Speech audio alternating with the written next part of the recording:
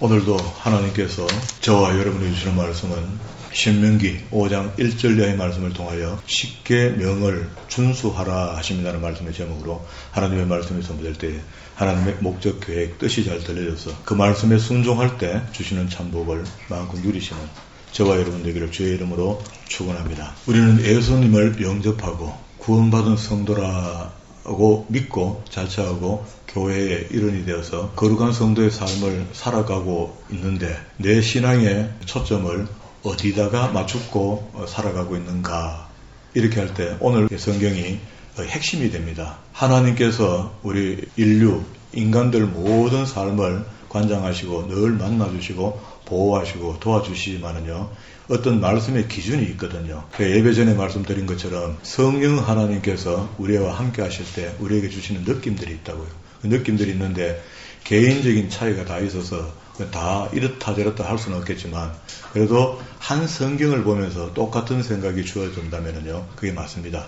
오늘 제가 하는 성경 설명을 잘 들어보시면은요, 오늘 하고 있는 이야기가 굉장히 중요하구나 하는 것을 이해할 수 있을 것입니다. 신명기 속에는요, 이미 앞에서 선포된 십계명의 이야기가 있었고 그 이야기를 확대해서 해석하는 내용도 있었습니다. 그리고 난 뒤에 그것을 전부 다 통틀어서 레위기까지 포함해서 전부 다를 율법이라 이렇게 말할 수 있거든요. 그러면 다시 출애굽기 20장에 한번 가봅시다.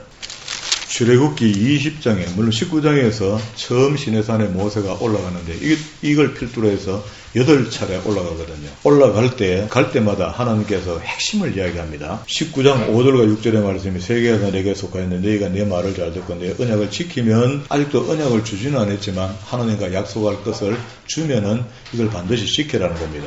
그러면은 나의 백성이 된다. 구원받은 백성이 된다. 너희가 내게 대해 제사장의 나라가 되며 거룩한 백성이 되라 하는 것도 우리가 설명을 여러 차례 들어서 베드로가 이야기한 대로 지금 신약시대는 우리를 보고 구약시대는 이스라엘 보고 신약에는 우리니까 오늘 우리 예수 믿는 개신교 교도들을 왕같은 제사장이라 하고 그걸 만인 제사장 설로 우리가 이해를 했습니다. 그리고 난 뒤에 그렇게 된 사람은 자기 의무가 있는데 그 의무가 뭐라 했습니까? 하나님의 선전판이 되어서 세상 모든 사람들 앞에 빛과 소금의 역할을 감당하라는 거죠. 그렇게 하는데 어떻게 하면 됩니까? 했더니 두 번째 모세가 시내산에 올라가서 하나님을 배웠는데 두 번째 올라갔을 때 10절의 말씀입니다. 여호와께서 모세에게 이르시되 너는 백성에게로 가서 오늘과 내일 그들을 성결케 하고 하나님의 진리의 말씀을 받기 전에 성결함이 필요하다는 겁니다. 하나님의 진리의 말씀이 뒤에 이제 선포될 거거든요. 19장 20절에 가면 세 번째 시내산에 올라갔을 때 모세에게 주신 것이 십계명의 말씀입니다. 우리가 잘 알고 있는 그 십계명 맞습니다. 십계명 중에 10번째 계명, 내 이웃의 집을 탐하지 말지니라 하는 이걸 가톨릭에서 이거 두 개를 분리해서 보거든요. 그러면 가톨릭에서 십계명을 보면은 9계명과 10계명으로 갈라놨는데요. 남의 아내를 탐하지 말라, 남의 재물을 탐하지 말라로 두 개를 갈라놓은 겁니다. 우리는 내 이웃의 집을 탐하지 말라 한 것이 10번째 계명인데요. 그러면 20장 17절에 있죠. 출애굽기 20장 17절 내 이웃의 집을 탐하지 말라, 내 이웃의 아내나 그의 남종이나 그의 여종이나 그의 소나 낙이나 또 무릇 내 이웃의 소유를 탐하지 말라 이렇게 하는데 그 이야기를 분리해서 가톨릭에서는 아내를 탐하지 말고 재물을 탐하지 말라 했고요. 빼고 엮고하는 과정 속에서 우리 개신교 성경에 있는 대로 읽으면 그래요. 첫 번째 계명이 뭡니까? 3절이죠. 너는 나 외에 다른 신들을 내게 두지 말라. 그리고 너를 위하여 새긴 우상을 만들지 말라. 이런 것들이 3계명을 통해서 우리에게 주신 거거든요. 이 세 개를 줬는데 이걸 가톨릭에서는 불편했던지 이걸 바꿉니다. 하나의 신 천주를 흉숭하라로 바꿔놨습니다. 그렇게 해서 10개를 맞췄어요. 우리는 성경에 있는 대로 십계명을 그냥 바라보는 겁니다. 그리고 이게 하나님의 말씀이고 구약에서도 신약까지 그대로 내려온 거 맞아요. 이게 신약 성경에서도 이걸 그대로 적용해서 보고 있거든요. 그러면 여기에서 나오는 이 십계명 20장 1절부터 17절까지 안에 있는 이 이야기, 이게 레위기를 포함해서 이걸 갖다가 십계명을 확대해서 해석해 준 것이 21장, 22장, 23장에 있는 이야기입니다. 여긴 전부 다 법만 기록되어 있어요. 그리고 24장에 와서 시내산에서 피의 언약을 합니다. 모세가 직접 집례를 하고 하나님께서 창간하시고 이스라엘 백성들과 약속을 맺어요. 피의 언약을. 정서를 써서 도장을 찍습니다. 그 이후에 이게 다시 한번 34장을 한가 봐요. 34장에 가면은요, 모세가 8차례 오르락내락 하는데 6번째 시내산에 올라갔을 때 밑에서 문제가 생긴 겁니다. 31장 18절에 보면은 여호와께서 시내산 위에서 모세에게 이르시기를 마치신 때에 정급한 돌을 모세에게 주니 이는 돌판이요 하나님이 친히 쓰신 것이다 했죠. 우리 성경 66권 속에 들어있는 모든 말씀은 하나님께서 말씀하시고 대필자가 듣고 그걸 글로 옮겨놓은 건 맞습니다. 그러나 지금 십계명만은 하나님께서 친히 쓰셨다 해요. 돌판 위에다가. 다니엘서 5장 1절에 보면은 하늘에서 손이 내려와서 그 바벨론 성벽 분벽에다가 용접기로 칠판 위에 지지는 것처럼 지지직하면서 글자를 새기거든요. 그런 것처럼 십계명을 주셨다는 겁니다. 이거는 전부 후무한 일입니다. 절대자 신이 인간에게 글로 써서 주신 거예요. 그게 히브리어로 써서 준 겁니다. 그러는 중에 32장에 금송아지 섬기는 사건이 벌어진 겁니다. 흉상을 만들지 말라 했는데 무슨 흉상을 만들어서 아론이 저게 하나님입니다 하고 가르쳐 준 거야. 그랬더니 거기에 있던 모든 백성들이 그게 하나님인 줄 알고 그 앞에서 춤을 추고 제사를 드리게 됐다는 거야. 이렇게 드리는 동안에 시내산 위에 계시는 하나님께서 아시죠?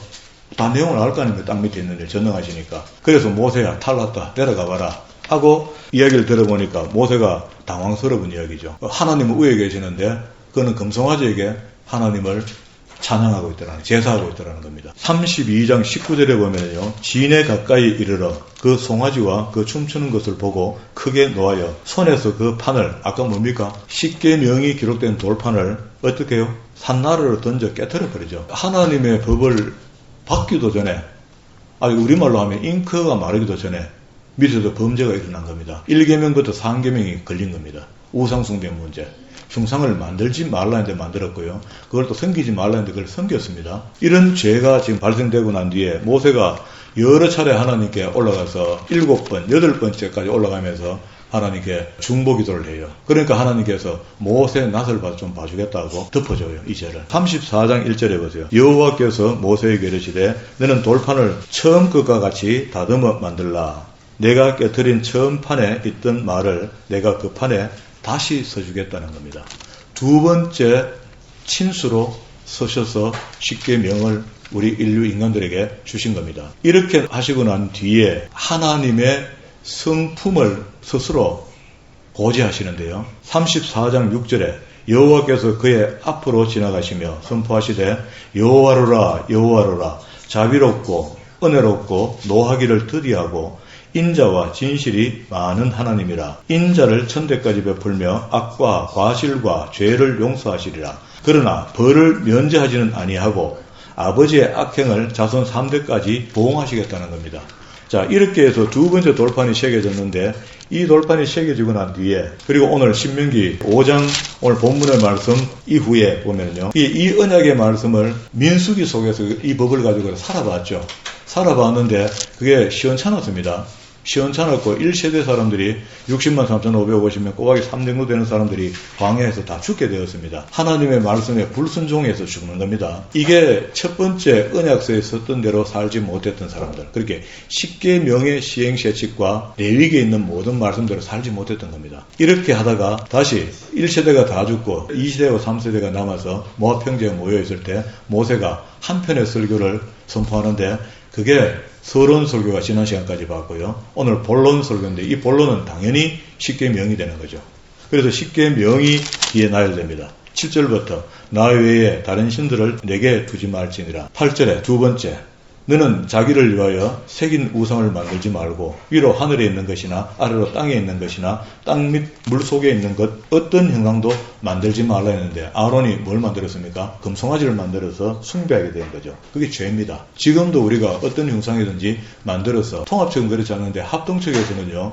십자가도 흉상이 될 수 있다. 이렇게 성전 안에 십자가를 다 걷어냈습니다. 그만큼 중요한 게 이 십계명이라고. 그리고 난 뒤에 여기다 포함된 모든 하나님 앞에서 규례와 율례, 법도 하나님께 제사 드리는 방법 이런 것들을 전부 다 기록하고 난 뒤에 언약을 맺었는데 다시 두 번째 십계명을 선포하시는 장면을 통해서 6장 이후에 있는 이야기들은요. 이제 십계명의 시행세칙이 되는 겁니다. 그러면 앞에서 시행세칙을 이야기했는데 왜 또 뒤에서 시행세칙을 다시 이야기하느냐. 다시 이야기하는 것이 아니고 있었던 말씀들을 더 확실하게 확대해서 정확하게 설명을 해주겠다는 거예요. 그렇게 해서 26장까지 앞에서 이야기했던 거는 21장, 22장 출애굽기 23장에 있는 3장에 있는 이야기로 한 장을 3배로 키워서 이야기했거든요. 그런데 이번에는 신명기 6장부터 26장까지 안에 있는 이야기로 서술해 줍니다. 아주 쉽도록. 그 읽어보면 다 알아요. 그러나 율법의 초점은 십계명에서부터 출발됐다. 그런 이야기입니다. 이해가 되시는지요? 여기 십계명이 우리가 내용을 읽으면 다 아는 겁니다. 이거는. 그렇게 해서 22절로 왔습니다. 여호와께서 이 모든 말씀을 산 위, 불 가운데, 구름 가운데, 흑암 가운데서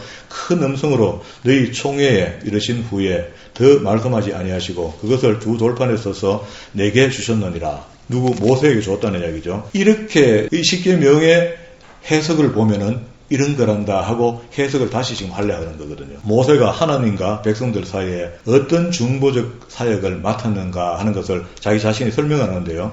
23절에 산이 불에 타서 깜깜한 가운데서 나오는 그 소리를 너희가 듣고 너희 지파의 수령과 장로들이 내게 나와 말하되 우리 하나님 여호와께서 그의 영광과 위엄을 우리에게 보이시며 불 가운데서 나오는 음성을 우리가 들었고 쭉 내려갑니다.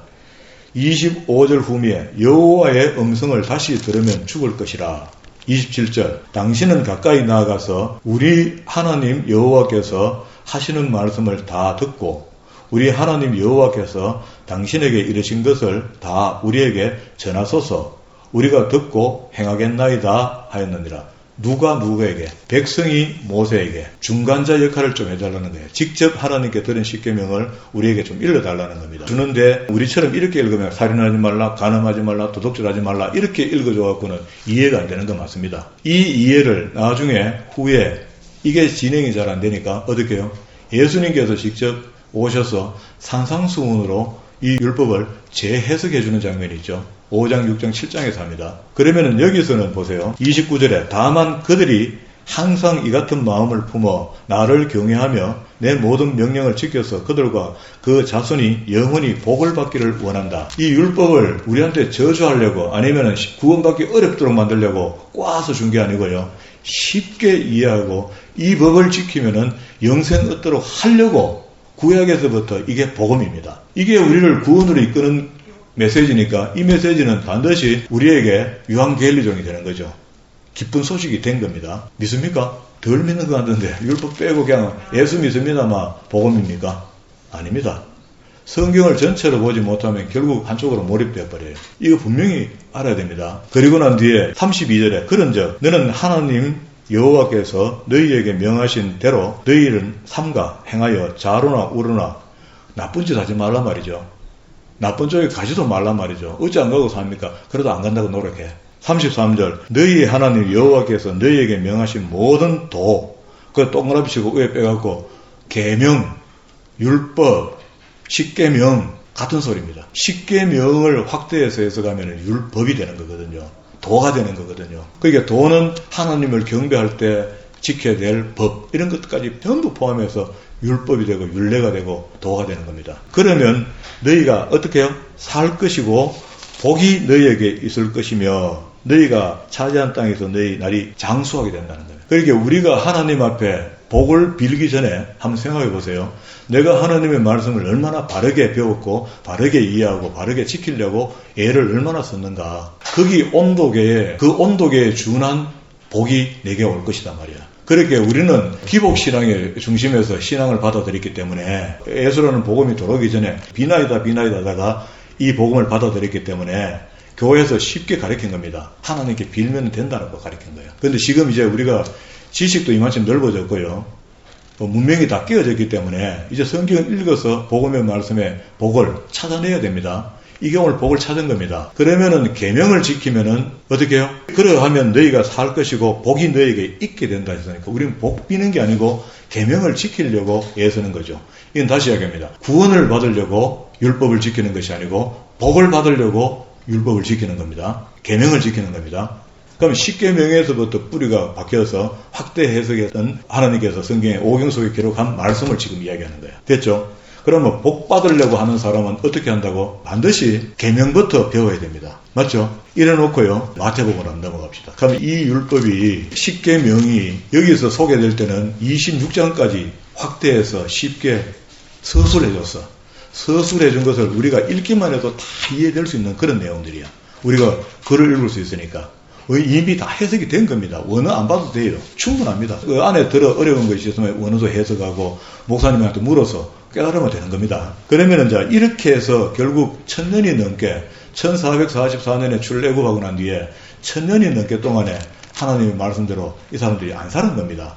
계명을 안 지킨 거야. 10계명을 안 지키니까 10계명 안에 있는 시행재식도 다 안 지킨 거잖아요. 그렇게 안 지키고 자기의 마음대로 살다가 결국은 그리스도께서 직접 오신 거 아닙니까? 오셔서 에레미야 31장, 에스겔서 36장, 에레미야 31장에 있는 이야기가 똑같은 이야기입니다. 에스겔서 36장에 보면은요, 24절부터 31절까지가 새 언약을 이제 다시 때가 되면 주시겠다는 거야. 거기에 주실 때 우리에게 패키지가 들어있어요. 패키지.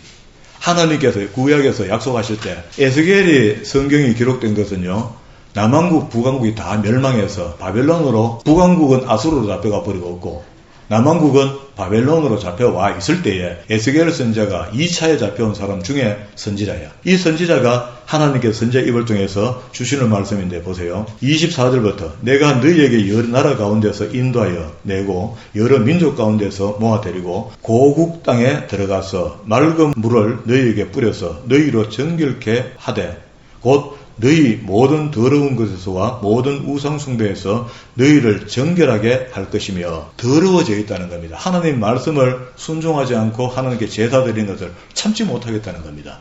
아까 뭐라 했습니까? 두 번째 올라갔을 때 정결하라 그랬죠. 그리고 난 뒤에 10계명을 줬죠. 세 번째 올라갔을 때. 그것처럼 26절에 이제 하나님이 새 언약을 주시겠는데 새 언약을 받을 만한 사람들은 보세요. 새 영을 너희 속에 두고 새 마음을 너희에게 주되 26절 너희 육신에서 굳은 마음을 제하고 부드러운 마음을 줄 것이라. 뒤집어 놓겠다는 겁니다.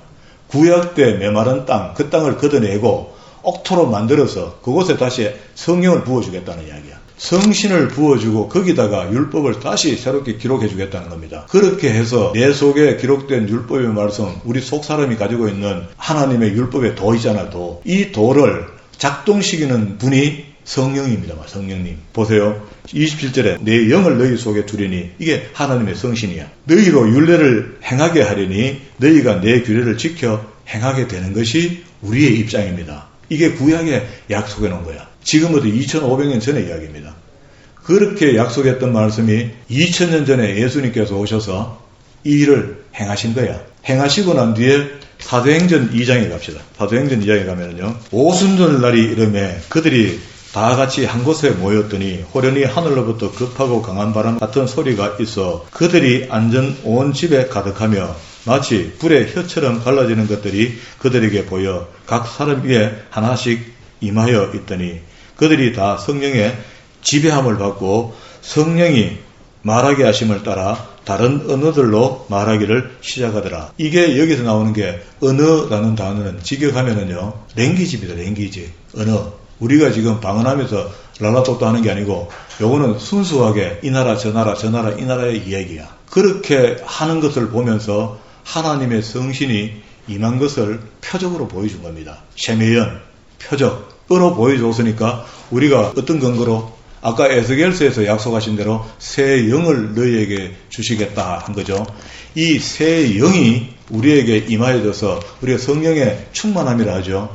성령의 지배함을 받기 시작하면서 그 성령이 우리를 돕게 되는데 어떤 일을 하신다고? 예수님이 우리에게 오셔서 성령이 너에게 임하면은 이런 일을 하게 된단다 하고 요한복음 14장으로 갑시다. 14장 16절부터 읽어 내려가다가 20절까지 읽고 20절 끝에다가 25절로 간다고 하세요. 이게 중간에 삽입되어 있는 구절입니다. 보혜사 성령님에 대한 메시지가 연결되어 있는 것이 아니고 예수님께서 3명의 제자에게 질문을 받다가 대답하는 가운데 섞어서 이야기하신 거예요. 그래서 이걸 분별 안 하면은요, 문단이 갈라지지 않습니다. 16절부터 내 아버지께 구하였으니 그가 또 보혜사를 너에게 주사 영원토록 너희와 함께 있게 하려니 그는 진리의 영, 이거는 말씀의 영 맞죠? 진리의 영, 하나님의 진리의 말씀을 받은 사람들은 하나님의 진리의 영을 통해서 그게 해석되고 믿어지고 순종해진다는 겁니다. 그리고 그는 우리를 그와 같이 버려두지 않는다는 겁니다. 그가 하나님께서 성령을 통해서 우리와 늘 동행하시겠다는 거예요. 20절까지 그날에 내가 아버지 안에서 내가 너희 안에 내가 너희 안에 있는 것을 너희가 알게 된다.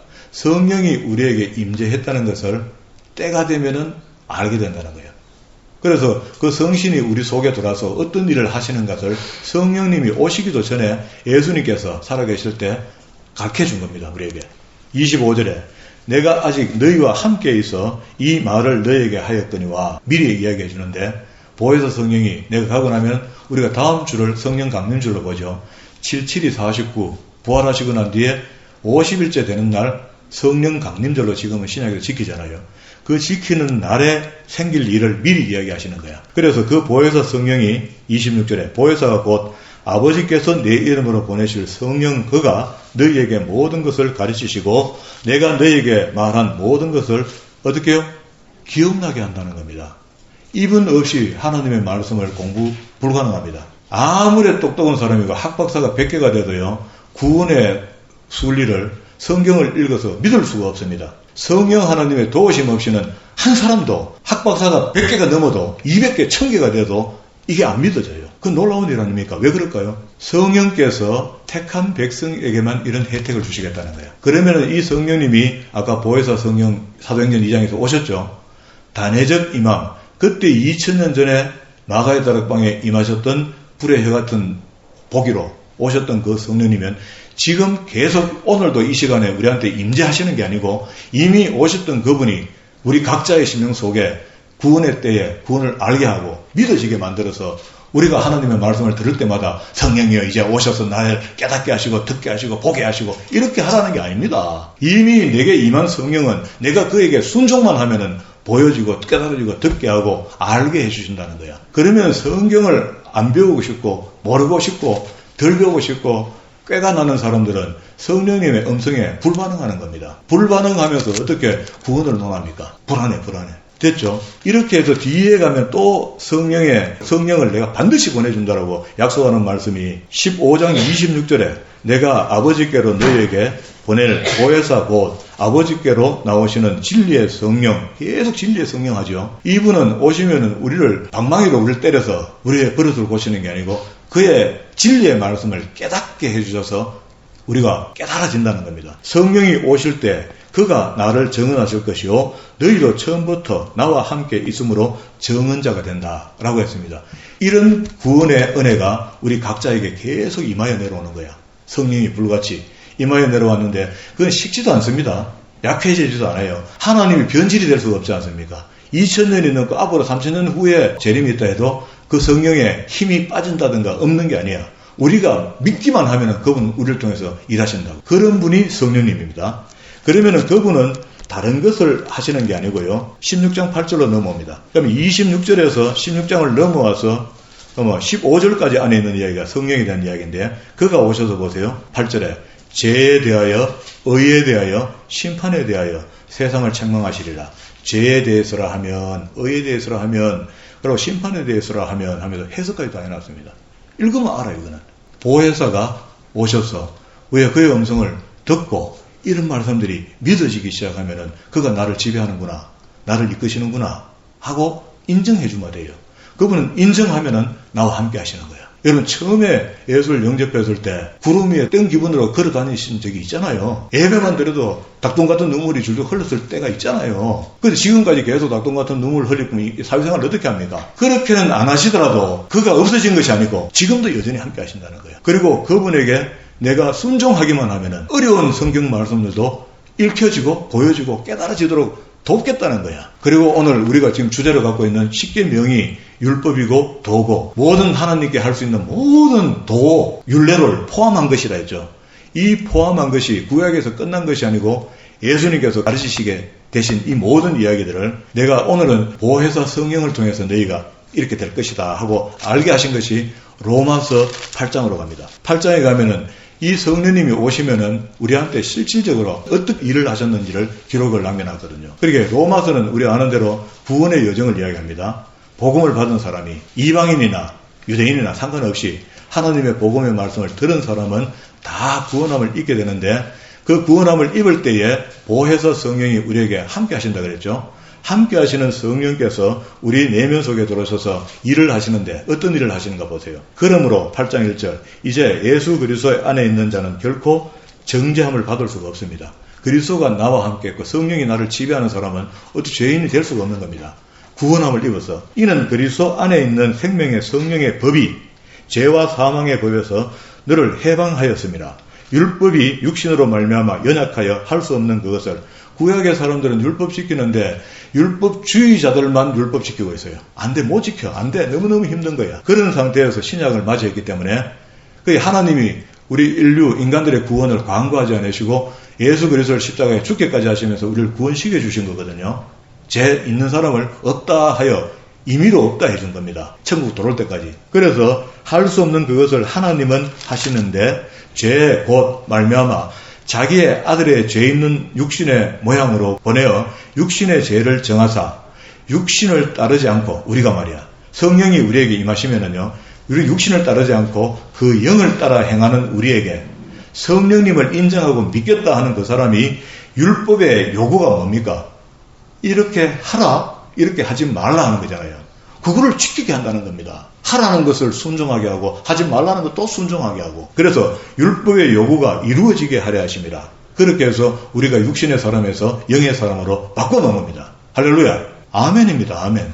지금 오늘 이 선포되는 말씀은요 우리 복음의 핵심입니다. 성경을 통해서 증거하고 증명하고 나타내고 표현하고 가르쳐 줄 수 있는 최선의 방법이야. 그러면은 이 율법의 말씀을 다시 한번 봅시다. 그럼 마태복음 5장에 가서요. 오늘은 산상수훈을 이렇게 봅시다. 5장 17절부터 봅시다. 율법에 관한 이야기니까. 내가 율법이나 선지자로 폐하러온 것으로 생각하지 말라. 폐하러온 것이 아니요 온전케 한다. 진실로 너희에게 이르노니 천지가 없어지기 전에는 율법의 1.1억도 결코 없어지지 아니하고 다 이루는데 우리는 율법이 상관없는 사람처럼 신약시대 우리가 교회에서 이렇게 배운 것 같아, 이때까지. 아닙니다. 예수님도 다시 이걸 지금 설명하고 있고, 앞에 구약의 성경도 그렇게 이야기하고 있고, 바울도 그렇게 이야기하고 있습니다. 율법의 중요성을 이야기한다고. 율법이라는 것이 포괄적으로 율법이지, 십계명입니다. 십계명. 그러므로 누구든지 이 계명 중에 지극히 작은 것 하나라도 버리고, 또 그같이 사람을 가르치는 자는 천국에서 지극히 작다 일컬음을 받을 것이요. 누구든지 이를 행하며 가르치는 자는 천국에서 크다 일컬음을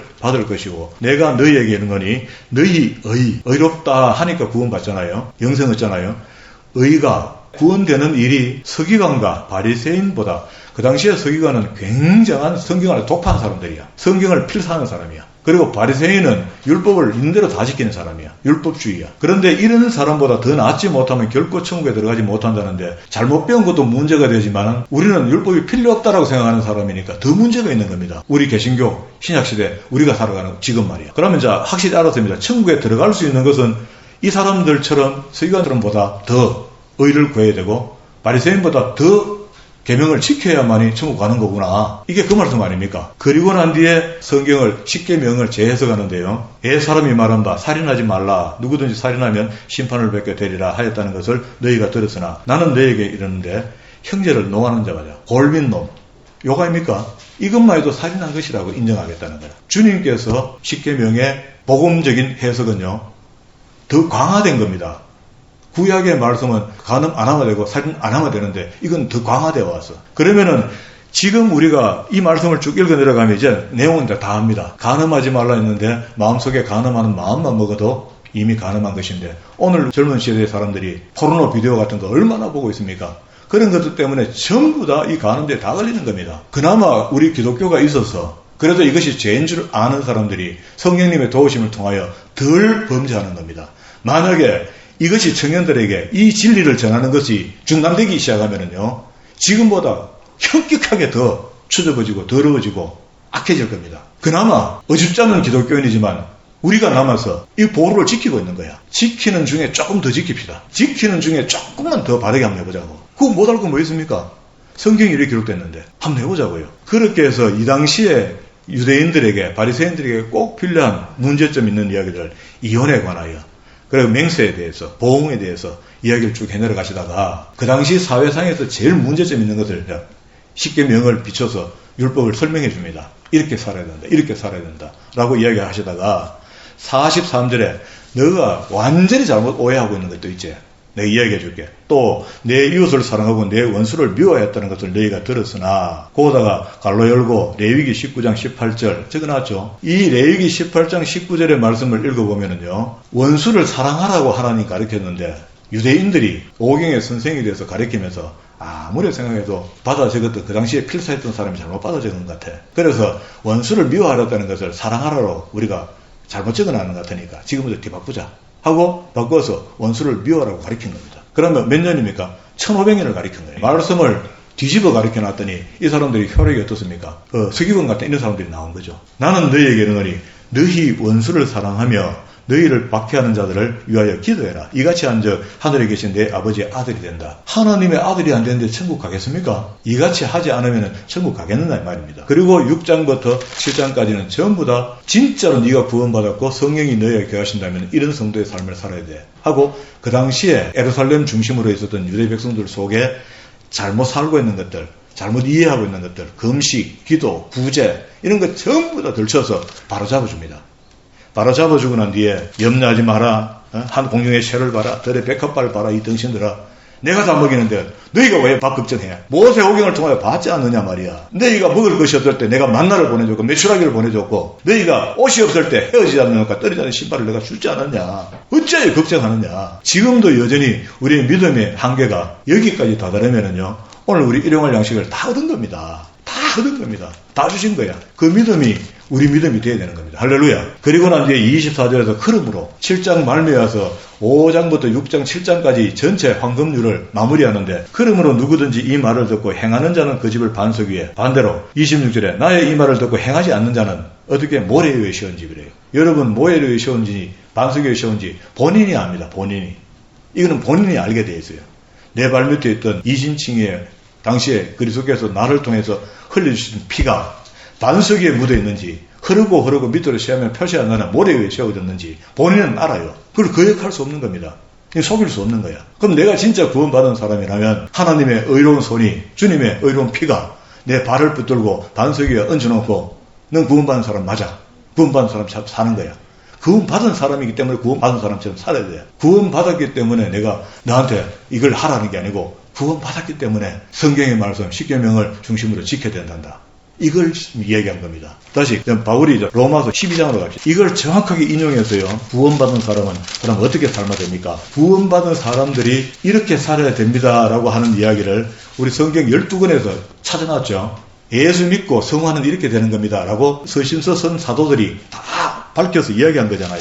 그렇게 이야기해 놓은 중에 이제 12장부터 로마서는 구원받았으니까 이제 이렇게 살아야 됩니다 라고 이야기합니다. 그러면은 여러 가지 주제를 갖고 이야기하는데, 바울이 여기서는 보세요. 9절 보세요. 사랑에는 거짓이 없나니 악을 미워하고 선에 속해라. 이것도 구원받은 사람의 덕목이야. 그리고 다시 성령이 함께하는 사람은 보세요. 형제를 사랑하며 서로 우애하고 존경하기를 서로 먼저 하며 부지런하고 게으르지 말고 열심을 품고 주를 섬기게 되어 있습니다. 예수 믿는 사람들에게는 게으름뱅이가 옳지 않습니다. 그건 게으름뱅이를 먹지 말아야 해요. 소망 중에 즐거워하며, 소망 중에 천국 갈 거 생각하니까 기쁘단 말입니다. 환난 중에 참으며 기도에 항상 힘쓰게 되고 성도들의 설 것을 공급하며 손 대접하기를 힘쓰라. 너희를 박해하는 자를 축복해라. 축복하고 저주하지 말라. 우린 저주 갖다 막 퍼붓죠. 10번째, 즐거워하는 자들과 함께 즐거워하고 우는 자들과 함께 울어주라는 겁니다.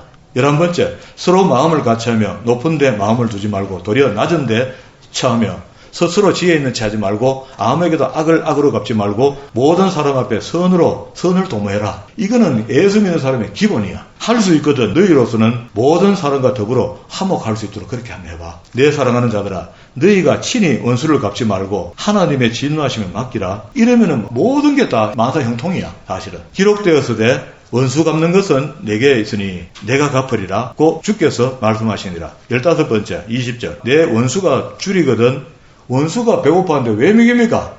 안 됩니다. 우리는. 그런데 이거 하래요. 목마르거든 마시게 해라.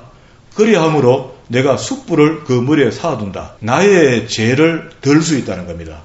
이게 고대의 중건동에 숯불을 머리 위에 얹는다는 것은 그 사람에게 죄를 찢어진다는 그런 의미가 있어요. 고대에 그냥 숯불을 그런 의미로 써먹어요. 용서에 대한 의미가 있다고, 반대로 보면은. 그러함으로 내가 숯불을 내 머리 위에 얹는다. 내게 잘못된 부분들도 용서를 받을 수 있겠다 하는 그런 의미입니다. 16번째, 악을 가지지 말고 선으로 악을 이겨라. 됐죠? 악한 마음을 갖고 상대를 내가 이기겠다 하고 자꾸 악한 마음을 먹고 관계를 하는 거 아니다. 잘못된 관계다. 그리고 13장 1절부터 7절까지는 또 다른 개입된 이야기입니다. 삽입구입니다.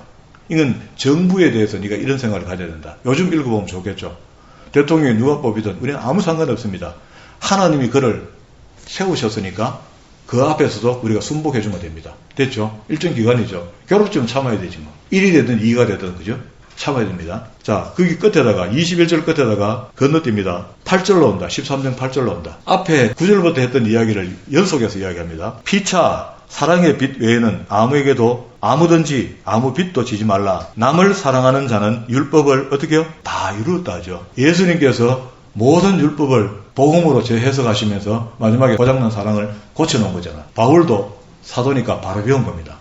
그리고 9절에 간음하지 말라, 살인하지 말라, 도둑질하지 말라, 탐내지 말라 한 것과 그 외에 다른 계명이 있을지라도 내 이웃을 내 자신까지 사랑하라 하신 말씀 가운데 다 들어있다는 겁니다. 우리가 이해하는 사랑의 개념하고는 좀 다르죠. 성경은 이렇게 이야기합니다. 그래서 10절에 사랑은 이웃에게 악을 행하지 아니하나니 그러므로 사랑은 어떻게 해요?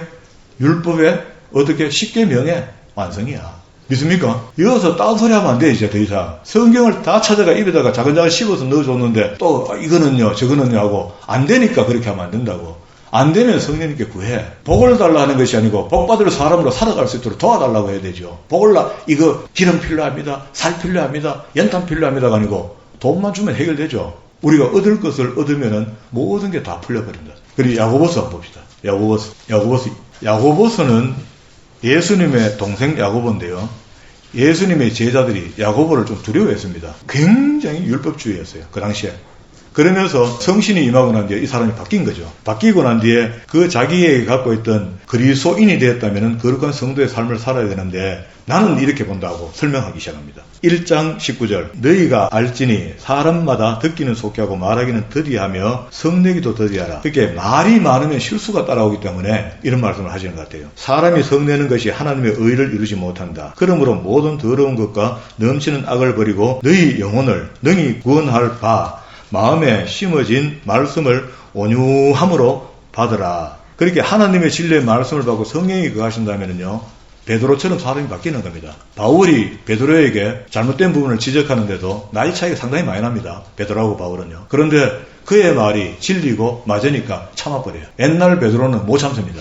예수님을 3번 부인하고 자기가 신앙의 산전수전을 겪고 난 뒤부터는 달라진 겁니다. 저도 역시 젊었을 때 택도 없습니다. 그런데 이 나이 되고 세월을 살다 보니까 알겠어요. 어떤 거는 그냥 수도반에 넘어가기도 하고 바르게 설명해 주려고 다음 기회를 한번 노려보기도 하고 이렇게 합니다. 너희는 말씀을 행하는 자가 되고 듣기만 하여 자신을 속이는 자가 되지 말라. 그러면 지금 성경이 신구약 성경 전체를 우리가 배웠기에 우리한테는 진짜로 우리에게 적용되는 이야기입니다. 배운 자에게 하나님 더 묻겠다 하는 거거든요. 여러분은 저 때문에 배운 거고요. 배웠으니까 창세기부터 계절까지 다 배운 사람들은 이제 달라져야 되는 겁니다. 아멘입니까?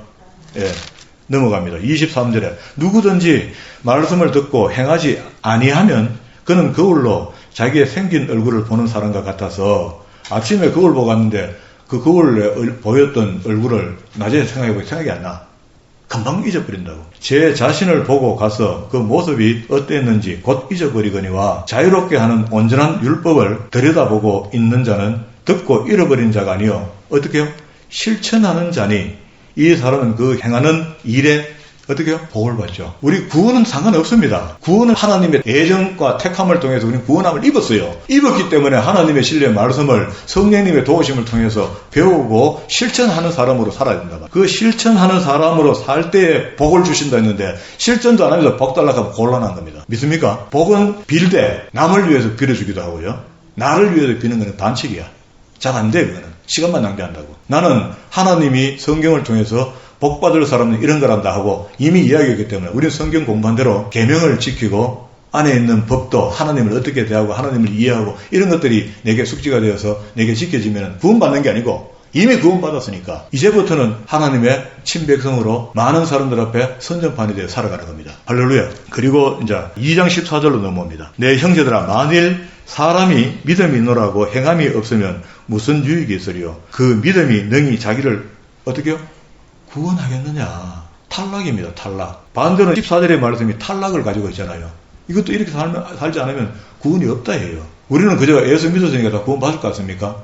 구원받은 사람이라면 증거가 내한테 삶을 통해서 나타나는데, 성령이 임하여 구원 받았다면 말이야, 삶을 통하여 증명되어져 나오는데 요렇게 된단 말이에요. 요렇게. 이래서 그 믿음이 능히 자기를 구원하겠느냐 묻는 겁니다. 안 된다는 이야기잖아요. 그리고 쭉 내려가는데 17절에 이와 같이 행함이 없는 믿음은 그 자체가 죽은 것이라. 18절 어떤 사람은 말하기를 너는 믿음이 있고 나는 행함이 있으니 행함이 없는 내 믿음을 내게 보이리라. 나는 행함으로 내 믿음을 내게 보이리라 하리라. 내가 하나님은 한 분인 줄 믿느냐? 잘 아는도다. 귀신들도 믿고 떠느니라. 이슬람도 하나님이 한 분인 거 알아요. 그거 갖고는 우리 구원을 이루지 못합니다. 선한 삶도 안 되고. 하나님 아는 것을, 여러분 하나님 아는 게 얼마만큼 안다고 했습니까?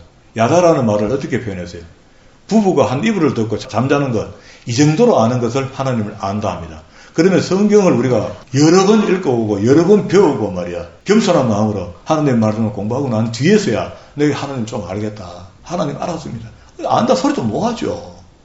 입을 틀어막죠. 주여 난 죄인입니다. 이 고백밖에 안 나오는 거야. 그렇게 될 때까지 우리가 하나님을 배워가야 되는데, 우리가 뭘 하나님 배웠습니까? 주일날 가가 설교 요절 하나 갖고 설교하는 거 1, 2, 3, 4 길게 나가면 6까지 나가는 거, 그거를 듣고 내가 하나님을 배웠다잖아요. 수십 년을 예배해도 성경 한 권도 제대로 안 가르치고 안 배웠다 아닙니까 우리가? 아, 허탄한 사람아, 행함이 없는 믿음이 헛것인 줄을 알고자 하느냐? 가르쳐준답니다. 우리 조상 아브라함이 그 아들 이삭을 제단에 바칠 때에 행함으로 의롭다 하심을 받은 것이 아니냐? 내가 보거니와 믿음이 그의 행함과 함께 일하고 행함으로 믿음이 온전하게 되는데, 이에 성경에 이른바 아브라함을 비유했습니다. 내려올게요. 25절에 이와 같이 기생 라합이 사자들을 대접하여 자기 집안 식구를 전부 다 구원시켰죠. 다른 길로 나가게 할 때에 행함으로 의롭다 하심을 받은 것이 아니냐. 26절 영혼 없는 몸이 죽은 것 같이 행함이 없는 믿음은 죽은 것이라 했습니다. 탈락이라 했습니다. 그러면 행함의 기준이 어디 있습니까? 십계명을 지키는 겁니다. 십계명은 그리스도께서 복음으로 우리에게 재해석해줬고, 구약에서는 여러 번 확대해서 설명을 해줬고, 우리 오늘 본래는 성경 속에 있는 그런 내용들입니다. 물론 더 정밀하게 희미하게 기록된 부분들도 찾아서 우리가 은혜 받으려면 받을 수 있지만, 제가 봤을 때 이번 한 주간 동안 제가 고민하며 20년을 성경 공부했던 것을 총 집합해가 성경에 찾아보고 시간 내에 이야기 다 할 수 있는 것은 요만큼 정도 되겠다 하고 제가 설교를 마무리합니다. 그러면은 보세요. 십계명이 우리한테 해로워서 안 지킵니까? 싫어서 안 지킵니까? 하나님 자꾸 우리를 지키라고 신경질라고 안 지킵니까? 십계명을 십계명으로 보지 마십시오. 십계명은 하나님의 사랑입니다. 사랑의 결정체야. 그걸 갖다가 오경 속에서 이스라엘 백성들에게 모델을 만들려고 여러 방향으로 여러 조건으로 줬다가 지켜보라 했던데, 우리 인간 쪽에서 못 지켜서 사고 난 거 아닙니까? 사고 났던 그것을 하나님께서 그 언약을 완성시켜 주시려고 끝까지 에레미야 31장 31절 이하의 말씀, 에스겔 36장 24절 이하의 말씀을 통해 새 언약을 너에게 주겠다 했고, 그 새 언약이 마태복음을 통해서 온 겁니다. 됐죠? 그러면 이렇게 성경을 우리가 정확하게 이제 표시하고 봐놨으니까 더 이상 우리는 딴소리 하면 안 돼요. 말씀을 거역하게 되는 겁니다. 말씀이 아니다고 이렇게 표현하는 거예요. 그러면 안 돼요. 성경을 바르게 배운다는 것은 얼마나 복인지 모릅니다. 지금 우리 오늘 주시는 말씀 속에서 제 머릿속에 아직도 메아리처럼 남는 것은요, 우리는 구원을 확실히 받았으니까 정말 하나님의 말씀대로 행하며 살려고 애를 사는 사람에게 하나님께서 복을 안 주실 수 없다는 겁니다. 그런 사람은 반드시 복을 받도록 되어 있다. 제가 이런 것들을 이미 알고 있었기 때문에 관찰을 해보면요, 자기 준 것을 미리 소비시켰다든가, 아니면은 정말로 아까 우리 성경 본대로 복 받을 일을 못하고 살고 있다든가, 핵심을 모르고 있는 거예요. 핵심을. 이제는 그래 살지 맙시다. 이 이야기의 결론은요, 베드로가 이야기한 대로 하나님의 성품에 참여한 데까지 가라는 겁니다. 믿음의 덕의 지식의 절제를. 그리고 거기서 왕같은 제사장이 되었으면 이제 너희가 권리와 의무 속에 제발을 하고 너희가 하나님의 선전판으로 좀 살아줘. 그리고 아브라함의 전도, 이삭의 전도가 여러분 삶을 통해서 구체적으로 나타나며 표현하며 살아가는 저와 여러분 되기를 주의 이름으로